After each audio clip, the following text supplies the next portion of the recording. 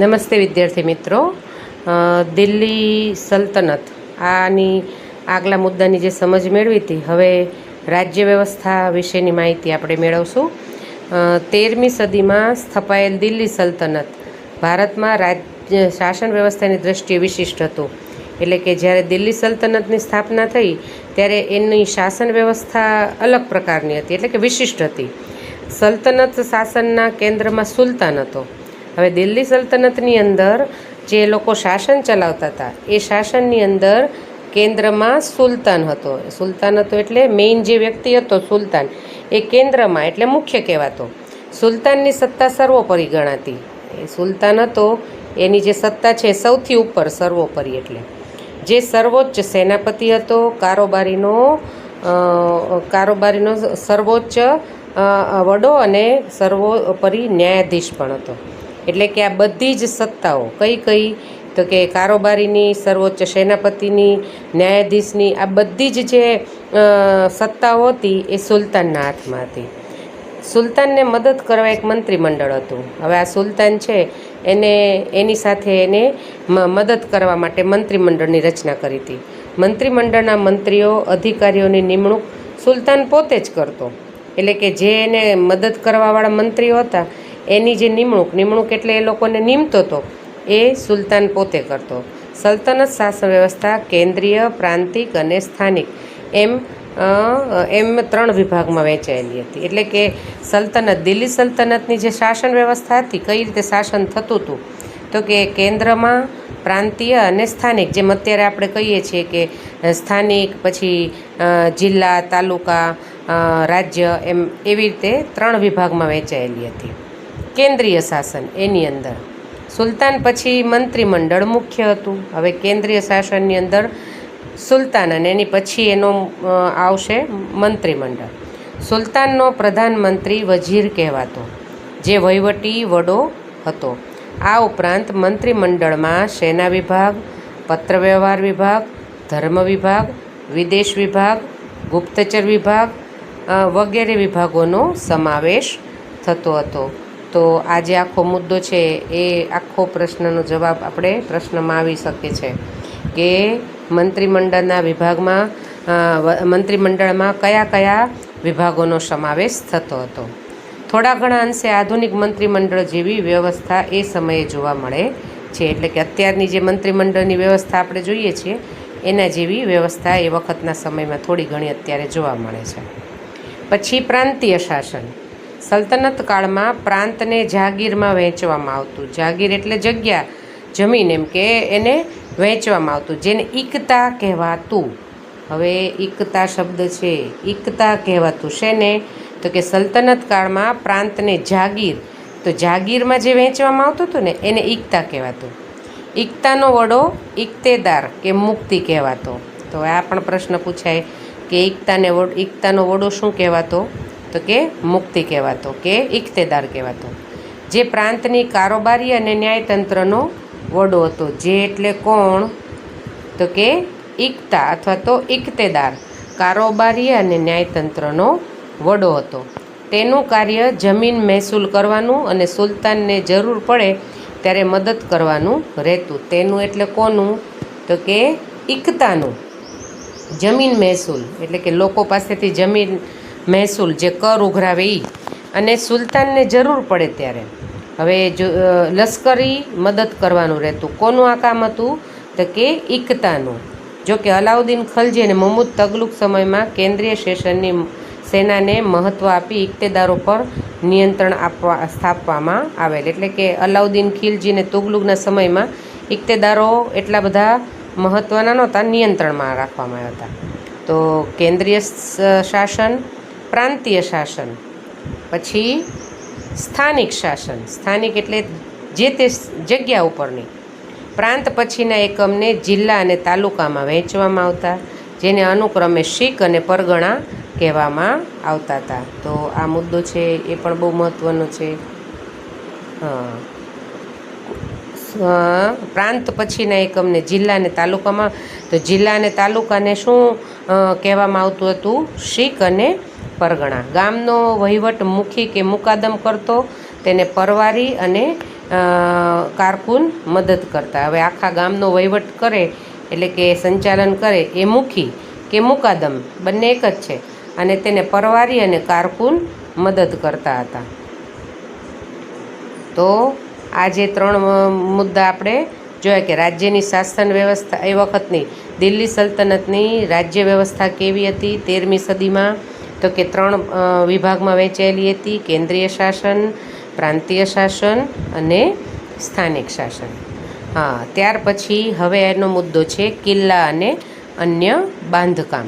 એટલે કે દિલ્હી સલ્તનતની અંદર કેવા કેવા પ્રકારના બાંધકામ થયા, શું શું બંધાવવામાં આવ્યું, કઈ કઈ કૃતિઓ થઈ, સ્થાપત્યમાં કઈ મહત્ત્વની હતી, એ બધી બાબતની માહિતી. દિલ્હી સલ્તનતની સ્થાપનાથી ભારતમાં ભારતીય ઇસ્લામિક શૈલીના સ્થાપત્યોના નિર્માણની શરૂઆત થઈ.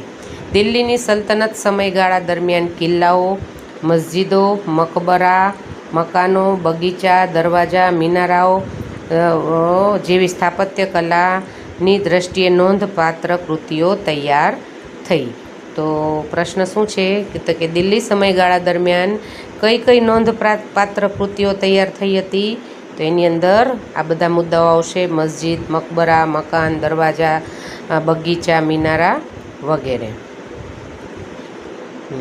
કુતુબુદ્દીન એબકના સમયમાં દિલ્હીમાં કુવત ઉલ ઇસ્લામ નામની મસ્જિદનું નિર્માણ થયું. તો આની નીચે પણ લીટી કરીએ છીએ આપણે. એટલે કે કુતુબુદ્દીન એબકના સમયમાં કઈ મસ્જિદનું નિર્માણ થયું હતું? તો કે કુવત ઉલ ઇસ્લામ.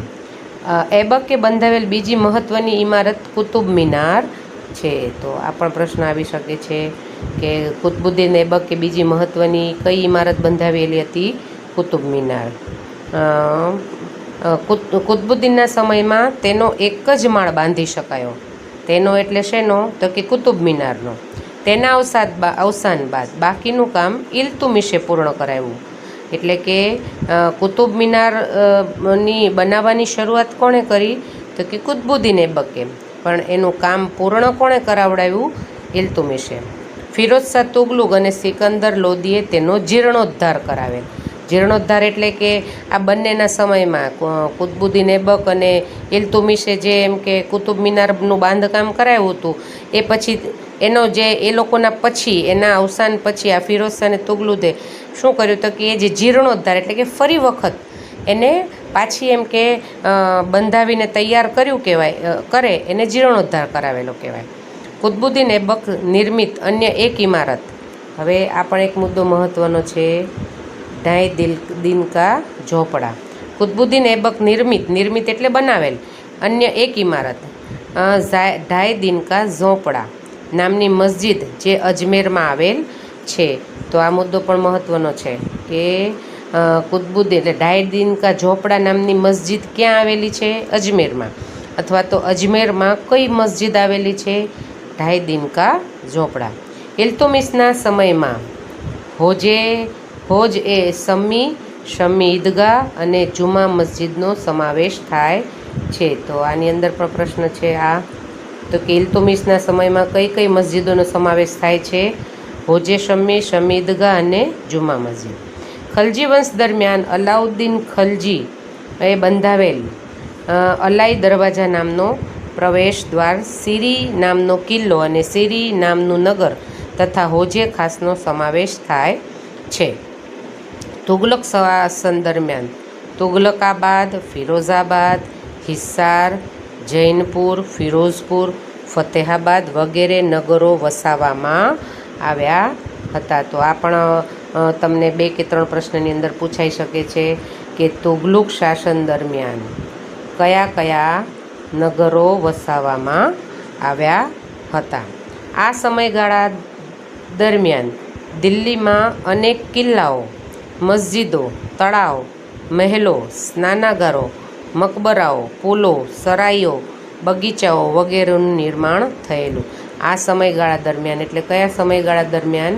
દિલ્હી સલ્તનત સમયનો જે સમય હતો તેના દરમિયાન. તો કે આ બધા મુદ્દાઓ પણ મહત્ત્વના છે. સૈયદ અને લોદી વંશ દરમિયાન મકબરાઓ અને મસ્જિદનું નિર્માણ થયું હતું. એટલે કે જ્યારે સૈયદ વંશ અને લોદી વંશ હતો ત્યારે મકબરાઓ અને મસ્જિદ બનેલી હતી. જેમાં બંદેલખાનનો ગુંબજ, બડા ગુંબજ, મોઠની મસ્જિદ અને શિહાબુદ્દીનનો મકબરો મુખ્ય છે. તો જેમાં આ મુદ્દો છે એ પણ મહત્ત્વનો છે.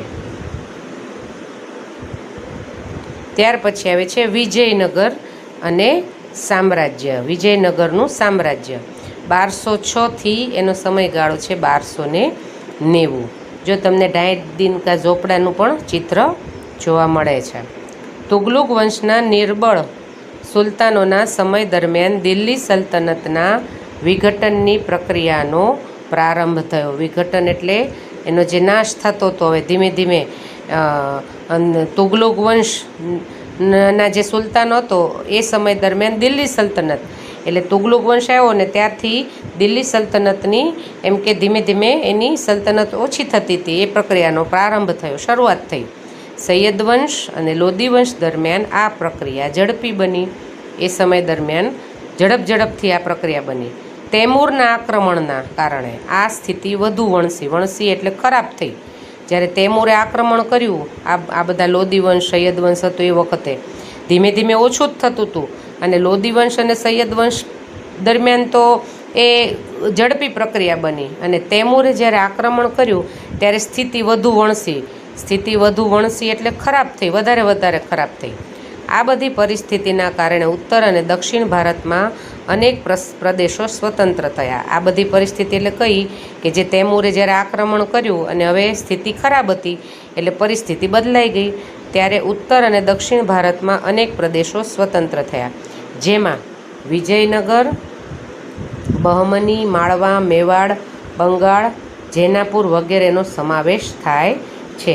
અને અહીંયા આપણે વિજયનગર અને બહમની રાજ્ય વિશેની થોડીક વાત કરશું.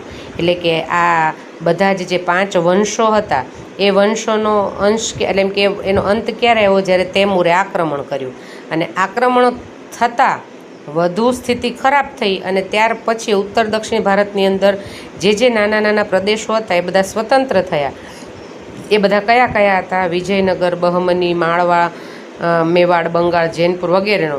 અને એમાંથી જે 2 રાજ્યો હતા વિજયનગર અને બહમની, એ વિશેની હવે આને આપણે આગળ ચર્ચા કરશું.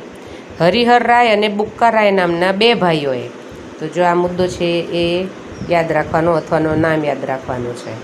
હરિહર રાય અને બુક્કા રાય નામના 2 ભાઈઓએ 1336માં તુંગભદ્રા નદીના કિનારે, કઈ જગ્યા ઉપર? તુંગભદ્રા, પોતાની રાજધાની બનાવી વિજયનગર સામ્રાજ્યનો પાયો નાખ્યો. કોણે નાખ્યો? વિજયનગર સામ્રાજ્યનો પાયો કોણે નાખ્યો? હરિહર રાય અને બુક્કા રાય. ક્યારે નાખ્યો? 1336માં. ક્યાં નાખ્યો? તો કે તુંગભદ્રા નદીના કિનારે. શરૂઆતમાં આ નગર તેના ગુરુ સ્વામી વિદ્યારણ્ય પરથી વિદ્યાનગર તરીકે ઓળખાતું હતું. તેમના ગુરુ, કોના ગુરુ? તો કે હરિહર રાય અને બુક્કા રાયના જે ગુરુ હતા એનું નામ શું હતું? વિદ્યારણ્ય. તો એના પરથી વિદ્યાનગર તરીકે ઓળખાતું હતું. શરૂઆતમાં એટલે કયું રાજ્ય? તો કે વિજયનગર, જે શરૂઆતમાં વિદ્યાનગર તરીકે ઓળખાતું હતું. ને કોના નામ ઉપરથી હતું? તો કે તેમના હરિહર અને બુક્કા રાયના ગુરુ સ્વામી હતા એ વિદ્યારણ સ્વામી પરથી. પાછળથી તેમના સમ્રાટોની લશ્કરી સફળતાને કારણે તે વિજયનગર તરીકે નામ પામ્યું. હરિહર અને બુક્કા રાય સંગમ વંશના રાજા હતા. હવે એ લોકોનો હરિહર અને બુક્કા રાયનો વંશ કયો હતો? સંગમ વંશના રાજા હતા. વિજયનગર સામ્રાજ્યમાં સંગમ વંશ, શાલુવ વંશ, તુલુવ વંશ, આ બધા મુદ્દા છે એ જોઈ લેજો, બરાબર છે. અને અરવિંદુ વંશે શાસન કર્યું. હરિહર રાય પ્રથમ અને બુક્કા રાયે નાના રાજ્યોને સામ્રાજ્ય બનાવવામાં મહત્વનું યોગદાન આપ્યું. હરિહર રાય પ્રથમ એટલે કે પછી એના પછીનો જે એનો વંશજ આવતો હોય તો એ પ્રથમ, પછી હરિહર બીજો, એવા બધા નામ આપવામાં આવતા. તો કે હરિહર રાય પ્રથમ અને બુક્કા રાય નાના રાજ્યને સામ્રાજ્ય એટલે કે પહેલાં શરૂઆતમાં વિજયનગર નાનું રાજ્ય હતું પણ પછી એને મોટું સામ્રાજ્ય બનાવવામાં મહત્ત્વનું યોગદાન આપ્યું, એટલે કે મહત્ત્વનો ભાગ ભજવ્યો. શાલુવ વંશનું શાસન 20 વર્ષ ચાલ્યું અને ત્યારબાદ તુલુવ વંશની સ્થાપના થઈ. આગળ જે બધા વંશોની વાત અંડરલાઇન કરી એમાંથી સાલુ વંશનું શાસન 20 વર્ષ સુધી ચાલ્યું અને તુલુવ વંશની હવે સ્થાપના થઈ. તુલુવ વંશમાં કૃષ્ણદેવરાય જેવો શ્રેષ્ઠ શાસક થયો, જે માત્ર તુલુવ વંશનો જ નહીં, સમગ્ર વિજયનગર સામ્રાજ્યનો સર્વશ્રેષ્ઠ રાજા અથવા તો શાસક સાબિત થયો. કોણ? કૃષ્ણદેવરાવ. તે કયા વંશનો હતો? તુલુવ વંશનો. અને એ વિજયનગરનો સર્વશ્રેષ્ઠ શાસક સાબિત થયો. એટલે હવે આગલી વાત પાછી આપણે યાદ કરી લઈએ કે વિજયનગરની સ્થાપના કોણે કરી? હરિહર અને બુક્કારાએ. હવે ત્યાર પછી તુલુવ વંશ આવ્યો અને તુલુવ વંશની અંદર કૃષ્ણદેવ હતો અને કૃષ્ણદેવ છે આ વિજયનગરનો શ્રેષ્ઠ શાસક સાબિત થયો. એટલું જ નહીં, તેણે ભારતના એક મહાન શાસક બનવાનું ગૌરવ પણ મેળવ્યું. એટલે કે તેને એટલે કોને? તો કે કૃષ્ણદેવરાયને ભારતનો મહાન શાસક બનવાનું ગૌરવ પણ મળ્યું. તેણે શાસન દરમિયાન અનેક વિજયો હાંસલ કર્યા. તેણે એટલે કોણે? કૃષ્ણદેવરાયે.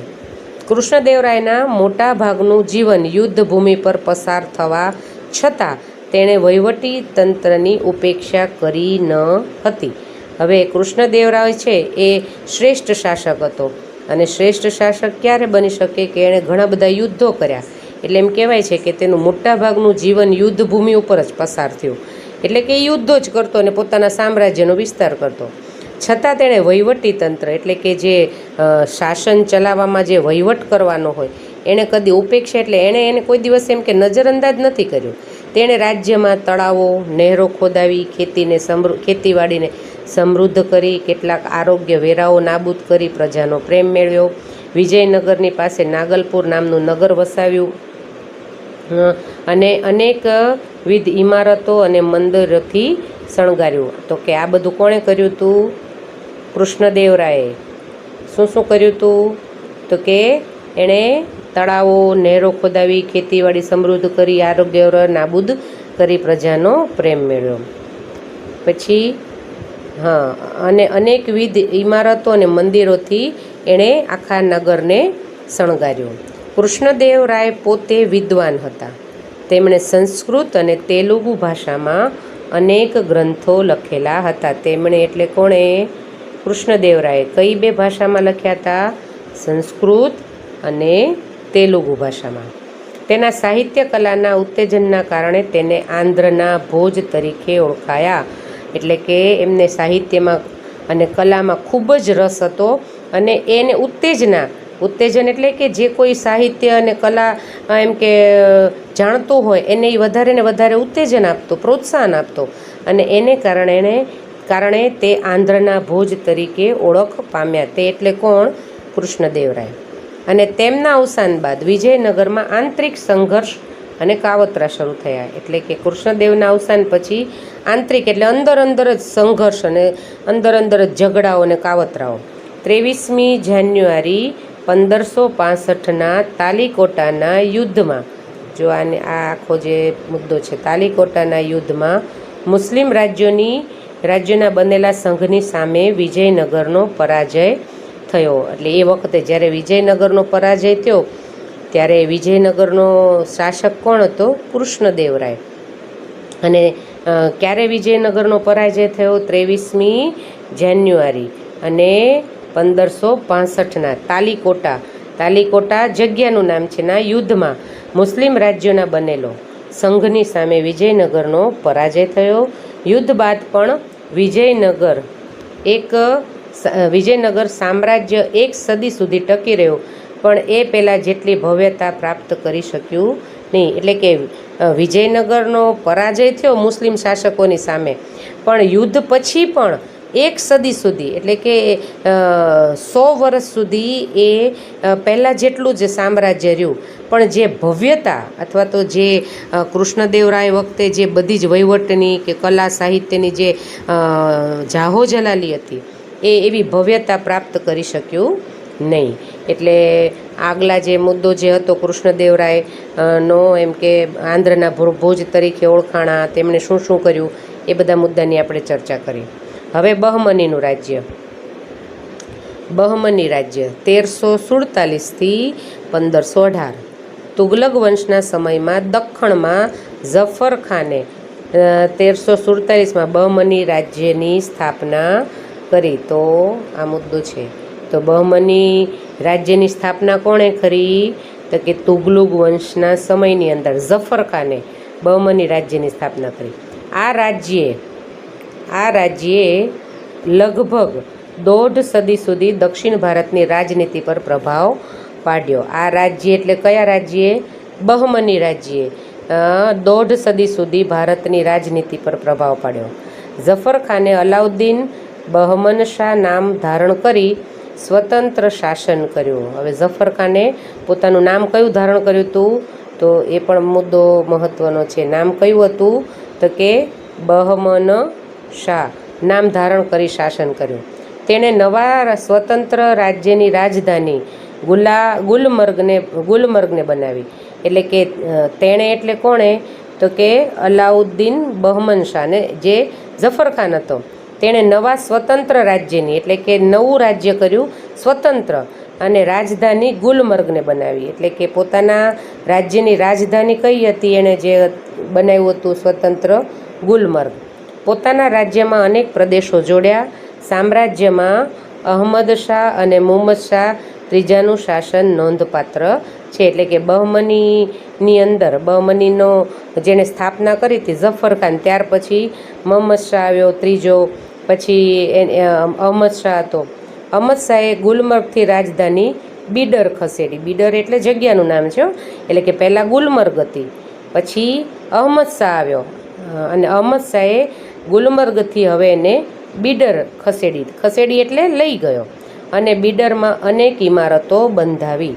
હવે આ ઇમારતો કોણે બંધાવી? બીડરમાં અનેક ઇમારતો બંધાવી. એ કોણે? તો કે અહમદ શાહે. હવે એણે પહેલાં જ્યારે કોણ હતો? તો કે ઝફર ખાન હતો, એણે એમ કે આ બહમની રાજ્યની સ્થાપના કરી. ત્યાર પછી આવ્યો મુહમ્મદ શાહ, ત્યાર પછી અહમદ શાહ. તો કે અહમદ શાહે ગુલમર્ગથી રાજધાની બીડરમાં લઈ ગયો અને બીડરમાં અનેક ઇમારતો બંધાવી. મુહમ્મદ શાહ ત્રીજાનો વજીર મુહમ્મદ ગવા હતો. હવે એનો જે વજીર હતો તેણે સક્ષમ વહીવટ કરી. મુહમ્મદ શાહ ત્રીજાના સમયમાં બહમની સત્તા મજબૂત બની. એટલે કે હવે મુહમ્મદ શાહ ત્રીજો જ્યારે શાસન પર આવ્યો ત્યારે બહમની રાજ્યની સત્તા એકદમ મજબૂત હતી. પરંતુ ત્યારબાદ મહમૂદ શાહના સમયમાં રાજ્યની તમામ સત્તાઓ તેના વજીર કાશિમ બરીદના હાથમાં આવી અને તેના સમયમાં આ બહમની સામ્રાજ્યનો અંત આવ્યો. એટલે કે મહમૂદ શાહ બહમની સમયની અંદર જે રાજ્યની બધી જ સત્તાઓ હતી ને એનો વજીર, એટલે કે રાજા પછી આવશે વજીર. તો કે વજીર કોણ હતો? એ વજીરનું નામ હતું કાશિમ બરીદના હાથમાં આવી ગઈ. મહમૂદ શાહના સમયની અંદર રાજ્યની બધી જ સત્તાઓ કોણે લઈ લીધી? કાશિમ બરીદના. અને તેના સમયમાં જ એટલે કાશિમ બરીદના એટલે મહમ્મદ શાહના સમયમાં બહમની રાજ્યનો અંત આવ્યો, કારણ કે વજીરના હાથમાં સત્તા આવી ગઈ. સમગ્ર સામ્રાજ્ય બીજાપુર, અહમદનગર, ગોલકોંડા, બીડર અને બરાર જેવા 5 સ્વતંત્ર રાજ્યોમાં વિભક્ત થઈ ગયું. એટલે કે બહમની જે રાજ્ય હતું, સામ્રાજ્ય, એનો અંત આવ્યો અને આ જે આખું એક સામ્રાજ્ય હતું ને એના ભાગ બની ગયા. તો કે કયા ભાગ બન્યા? તો કે બીજાપુર, અહમદનગર, ગોલકોંડા, બીડર, બરાર જેવા 5 સ્વતંત્ર રાજ્યોમાં વિભાજન થઈ ગયું, એના ભાગ પડી ગયા. તો આ મુદ્દો મહત્વનો છે. ભાગ થઈ ગયા. શેના ભાગ થઈ ગયા? તો કે બહમની સામ્રાજ્યના 5 સ્વતંત્ર રાજ્યોમાં વિભાજન થઈ ગયા. અને 5 કયા રાજ્યો હતા? બીજાપુર, અહમદનગર, ગોલકોંડા, બીડર અને બરાર. અને હવે છેલ્લે દિલ્હી સલ્તનતનો અંત. દિલ્હી સલ્તનત શાસનની સ્થાપના 1206માં કુતુબુદ્દીન એબક દ્વારા થઈ અને 320 વર્ષ પછી એટલે કે 1526માં ઇબ્રાહિમ લોદીના શાસનના અંત સાથે તે નોસ્ત થયો. આપણે આગળના પહેલા પાર્ટની અંદર આપણે સમજી ગયા છે. આ લગભગ 325 વર્ષ દરમિયાન યોગ્ય, શક્તિશાળી અને કેટલીય વાર નિર્બળ સુલતાનો પણ ગાદીએ આવ્યા. દિલ્હીના આ મુસ્લિમ મહારાજ્યે અનેક તડકી છાંય જોઈ અને ઉદય તેનો અસ્ત એ ન્યાય તેનું પતન થઈ ગયું. એટલે કે જે 5 વંશોએ દિલ્હી સલ્તનત ઉપર શાસન કર્યું એ ટોટલ કેટલા વર્ષ હતું? 320 વર્ષ પછી ઇબ્રાહિમ લોદીના શાસનનો છેલ્લો કયો વંશ હતો? લોદી વંશ હતો. અને ઇબ્રાહિમ લોદીના શાસનનો અંત આવ્યો. એટલે કે 350 વર્ષ સુધી દિલ્હી સલ્તનત એ રાજ્ય એમ કે શાસન કર્યું. અને યોગ્ય શક્તિ અને કેટલીક વાર નિર્બળ છે. એટલે કે ઘણીવાર બધા સુલતાનો કોક બહુ શક્તિશાળી આવ્યા, કોક નિર્બળ આવ્યા, એટલે કે બહુ શક્તિશાળી ન હોય એવા ગાદી ઉપર દિલ્હી સલ્તનતમાં આવ્યા. દિલ્હીના મુસ્લિમ મહારાજ્યે અનેક તડકી છે. તડકી એટલે કોકવાર એમ કે સામ્રાજ્ય શક્તિશાળી હોય, કોકવાર એમ કે હારી જાય, કોકવાર જીતી જાય. એટલે કે તડકી છાંય અને ઉદય તેનો અસ્ત, એટલે કે જે ઉદય પામે છે અને તેનો અસ્ત છે એ ન્યાય તેનું પતન થયું. તેનું એટલે કોનું? તો કે દિલ્હી સલ્તનતનો. તો કે આ રીતે દિલ્હી સલ્તનતનો અંત આવ્યો. તો અહીંયા તમારો આ પાઠ પૂરો થાય છે. આની અંદર જે મેં તમને અંડરલાઈન કરાવી છે એ બધા પાઠની વચ્ચેથી અમુક પ્રશ્ન પૂછાય છે. એટલે હવે પછી જ્યારે ઘરકામના પ્રશ્ન હું આપીશ તો આ ચોપડીની વચ્ચેથી જ તમને એના પ્રશ્નના જવાબ હશે. એટલે તમે એ રીતે જોઈ લેજો. બરાબર?